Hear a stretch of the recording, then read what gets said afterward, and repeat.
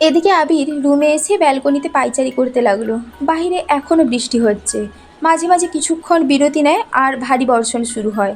তাপমাত্রা কম থাকার পরও আবিরের শরীর ঘামছে, স্থির হতে পারছে না কোনোভাবেই। তামাটে চেহারা কুচকুচে কালো বর্ণের হয়ে গেছে। দুপুরে খাবার খেয়েছিল, তারপর সন্ধ্যায় শুধু 1 কাপ কফি খেয়েছে। মধ্যরাত হয়ে গেছে, খায়নি এখনও, তাই মুখটা মলিন হয়ে আছে। হাতের অবস্থাও করুণ। বাসায় ফেরার পথে ব্যান্ডেজ খুলে ফেলেছিল। বৃষ্টির পানিতে কাটা অংশগুলো ফ্যাকাশে হয়ে গেছে। কিছুক্ষণ পর আবির বড় বড় পা ফেলে ছাদে চলে গেল। সম্পূর্ণ শরীর ভিজতে বেশি সময় লাগলো না। ছাদের কর্নার থেকে সিঙ্গেল সোফা টেনে মাঝ বরাবর রেখে সেখানে বসে পড়ল। অসীম দূরত্বে চেয়ে থাকে অনেকটা সময় ধরে। পরপর চোখ বন্ধ করে শ্বাস টেনে নিজেকে প্রশ্ন করল, আমি কি এখন ফিরে ভুল করে ফেললাম? আবিরের মনে পড়ছে পুরনো স্মৃতি। এক প্রণয়নীর 2 বছরের নীরবতা কুড়ে কুড়ে খাচ্ছিল তাকে। প্রিয় মানুষের উপস্থিতি যেমন বক্ষস্পন্দন বাড়াতে সক্ষম, তার থেকেও বেশি কষ্টদায়ক নিজের প্রেয়সীকে গুরুগম্ভীর থাকতে দেখা, যার কারণ সে নিজেই। একটা সামান্য ভুলের কারণে গত 2টি বছরে প্রেয়সী তার চোখে চোখ রাখেনি। এক টেবিলে একসাথে খেতেও বসেনি, মুখ ফুটে একটা কথা পর্যন্তও বলেনি। এর বেশি সহ্য করার ক্ষমতা একটা 18 বছরের যুবকের পক্ষে কখনো সম্ভব ছিল না। প্রেয়সীর প্রতি অনুভূতি তার 7 সাগরের পানির ন্যায়, যা কখনো পরিমাণ করা সম্ভব না। যখন তার সহ্যের সীমা শেষ হতে চলল, তখন তার সামনে 2টি রাস্তা ভেসে উঠছিল। এক স্কলারশিপে বিদেশ যাওয়া, দ্বিতীয় হলো ঢাকা ভার্সিটিতে পড়াশোনা। আবির বাড়ির প্রতিটা সদস্যের থেকে মতামত নিয়েছিল সেদিন। এমনকি তার হৃদয় হরণীর কাছেও সেদিন আকুল মিনতি করে জিজ্ঞেস করেছিল সে কি চায়। ছোট্ট হৃদয় হরণীর অভিমানের মাত্রা এতটাই তীব্র ছিল যে সেদিনও আবিরের চোখে চোখ রাখেনি, আবিরের কোনো কথার উত্তরও দেয়নি।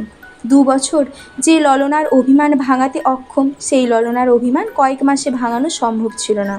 তারপরও আবির শেষবার যাওয়ার আগে নিষ্পলক চেয়েছিল তার সেই ললনার দিকে। যদি একবার বলতো, ভাইয়া তুমি যেও না, কিন্তু না। শেষ দিনও মুখ ফুটে কিছু বলেনি তার প্রেয়সী। আবির পাড়ি জমালো ভিন দেশে। এই পৃথিবীর বুকে যাকে সবচেয়ে বেশি ভালোবেসেছিল, সেই রাজকন্যাকে ফেলে চলে গিয়েছিল বহু দূরে। অতীতে আবিরের কাদম্বিনী নূপুর পরে চঞ্চল পায়ে সারাক্ষণ খানবাড়িতে ছোটাছুটি করত, অথচ আবির সামনে আসলেই তার পা থেমে যেত, মুখ লুকাতো মায়ের আঁচলের নিচে। আবির খুব চেষ্টা করেছিল ললনার অভিমান ভাঙানোর, কিন্তু সে প্রতিবারই ব্যর্থ হয়েছিল। পড়তে গেলে, ঘুমাতে গেলে সেই চঞ্চল পায়ের নূপুরের শব্দ আবিরের হৃদয় ভেঙে চূর্ণ বিচূর্ণ করত। যেই ছোটাছুটি, যেই চঞ্চলতা সে নিজের চোখে দেখতে পারে না, তার শব্দ কানে আসলে আকাশ ভেঙে পড়তো মাথায়। তাই খুলিয়ে নিয়েছিল মেঘের পায়ের নূপুর। দেশ ছেড়ে যাওয়ার কিছুদিন পূর্বে তানভীরকে জড়িয়ে ধরে 2 বছরের জমাটবদ্ধ নীল পাহাড় ভেঙে অঝরে কেঁদেছিল আবির।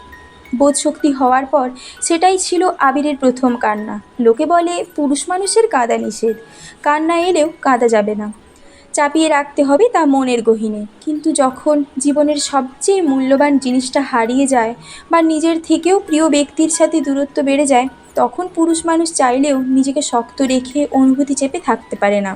তানভীর আবিরের সেই মরা কান্না দেখে বিস্ময়কর চোখে তাকিয়েছিল। কয়েক মুহূর্ত পর আবিরকে জড়িয়ে ধরে কয়েক শতবার শুধু জিজ্ঞেস করেছিল, কি হয়েছে, কি হয়েছে ভাইয়া, কাঁদছো কেন, বলো আমায়। কিন্তু বাঁধহীন কান্নার ফলে আবির কোনো উত্তরই দিতে পারছিল না। পরক্ষণেই তানভীর উপলব্ধি করেছিল হয়তো দেশ ছেড়ে, প্রিয়জনদের ছেড়ে চলে যাবে, তাই এভাবে কাঁদছে। সে আর প্রশ্ন করেনি, চুপচাপ ভাইয়ের কান্নার গভীরতা মাপতে ব্যস্ত হয়েছিল। আবিরের সেই ক্রন্দন স্থির হয়েছিল প্রায় 1 ঘন্টা। কান্নার মাত্রা কিছুটা কমার পর তানভীর ধীর কণ্ঠে শুধিয়েছিল, কি হয়েছে ভাইয়া, এভাবে কাঁদছো কেন? আবির কান্নারত কণ্ঠে শুধু বলেছিল, আমি ওকে ছেড়ে এত দূর কীভাবে থাকবো। গভীর রাত, শান্ত নিস্তব্ধ একটা পরিবেশে আবিরের এই কথাটা তানভীরের হৃদয়ে গিয়ে লেগেছিল।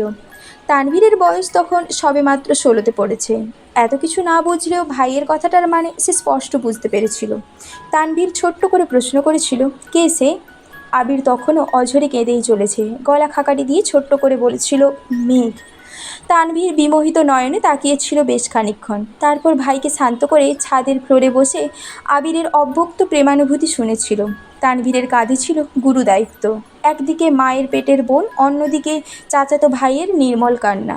সব কিছু শুনে শেষমেশ তানভীর আবিরের চোখ মুছে মুচকি হেসে শান্ত কণ্ঠে বলেছিল, তুমি চিন্তা করো না ভাইয়া, আমি আছি তো মেঘকে দেখে রাখার জন্য। তোমার ভালোবাসা তোমারই থাকবে। সেই রাতে এক ফোঁটাও ঘুমায়নি দুই ভাই। সারা রাত জেগে শুধু মেঘকে নিয়ে অধিবেশন করেছিল। এমনকি দেশ ছেড়ে যাওয়ার দিনও আবির তানভীরকে জড়িয়ে ধরে শুধু একটা কথাই বলেছিল, ওকে দেখে রাখিস, ওর উপর যেন কোনো আঁচ না পড়ে। আবির দেশ ছাড়ার পর থেকে মেঘকে দেখে রাখার গুরুদায়িত্ব পড়েছে তানভীরের ওপর। মেঘ কোথায় যায়, কার সাথে মেশে, খাওয়া, পড়াশুনো, স্কুল, কলেজ, টিউশন, পছন্দ অপছন্দ সব কিছু দেখে রাখা ছিল তানভীরের প্রথম কাজ। শত ব্যস্ততার মাঝেও আবির দিনে কমপক্ষে 3বার করে তানভীরকে কল দিয়ে শুধু মেঘের খোঁজ নিত। 7 বছরে এমন একটা দিনও কাটেনি যে আবির মেঘের খোঁজ নেয়নি। তবে গত 7 বছরে মেঘের কোনো ছবি দেখেনি আবির। তানভীর অনেকবার বলেছে, পাঠাতেও চেয়েছিল, কিন্তু আবিরের এক কথা, বেঁচে থাকলে দেশে ফিরেই মেঘকে দেখব। আবির দেশে ফেরার দিন এয়ারপোর্টে আসার পর তানভীর আবিরকে জড়িয়ে ধরে কানে কানে বলেছিল, আজ থেকে আমি রিল্যাক্স করব, তোমার বউ তুমি সামলাবে। আবির মুচকি হেসে বলেছিল, বউকে সামলাতেই তো 6 মাস আগে ফিরতে হলো। আবির চেয়েছিল আরও 6 মাস পর নিজেকে গুছিয়ে একবারে আসতে, কিন্তু হঠাৎই অনাকাঙ্ক্ষিত ঘটনা ঘটল, যার ফলশ্রুতিতে 6 মাস ওয়েট করা আবিরের পক্ষে সম্ভব ছিল না। যেই ছেলের জন্য ছোট্ট কাদম্বিনীর গায়ে হাত তুলেছিল আবির, যার জন্য তাকে 9 বছর যাবৎ প্রেয়সীর থেকে দূরে থাকতে হয়েছে, সেই জয় নামক ছেলে পুনরায় আবির্ভূত হয়েছিল মেঘের জীবনে। এইচএসসির পর মেঘকে যে কোচিংয়ে ভর্তি করানো হয়েছে, সেই কোচিংয়ে জয়ও ভর্তি হয়েছিল। তা তানভীর ও আবিরের অজানা ছিল।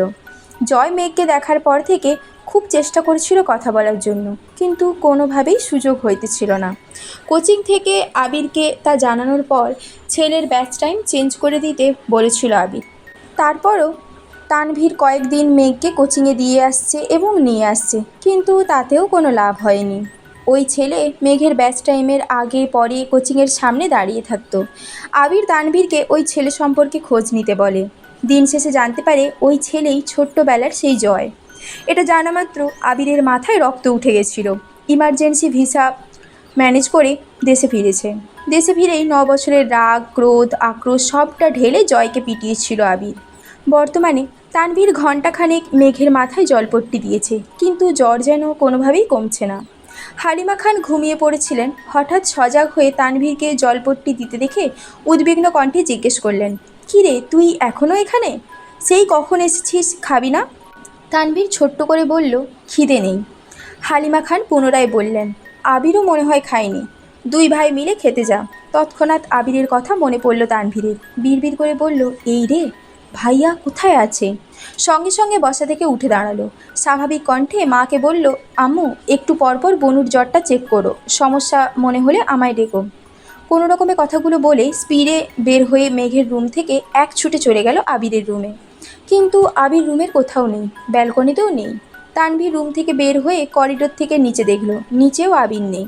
তানভীর দৌড় দিল ছাদের দিকে। ছাদের দরজা থেকেই চোখে পড়ল আবির সিঙ্গেল সোফাতে বসে আকাশের পানে মুখ করে বসে আছে। এক মুহূর্ত দেরি না করে তানভীর বৃষ্টির মধ্যেই আবিরের কাছে দৌড়ে গেল। ছোটাছুটির ফলে তানভীরের শ্বাস নিতে কষ্ট হচ্ছে। কয়েকবার ঘন ঘন শ্বাস ছেড়ে আবিরকে ডাকলো, ভাইয়া বৃষ্টির মধ্যে বসে আছো কেন? রুমে চলো। আবির আকাশের দিকে দৃষ্টি রেখেই শক্ত কণ্ঠে উত্তর দিল, তুই রুমে যা। তানভীর পুনরায় বলল, প্লিজ ভাইয়া রুমে চলো। কি পাগলামি শুরু করেছো তোমরা?